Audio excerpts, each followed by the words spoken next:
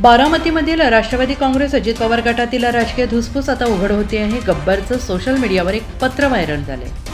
सध्या सोशल मीडियावर गब्बर या नावानं एक पत्र जोरदार व्हायरल होताना दिसते, ज्यामध्ये बारामतीमधील राजकीय वातावरणावर गंभीर आरोप करण्यात आले आहेत। या पत्रात बारामतीच्या नेत्यांच्या कुटुंबातील अंतर्गत संघर्ष आणि स्थानिक नेत्यांची राजकीय महत्त्वाकांक्षा यावर सवाल उपस्थित करण्यात आला आहे।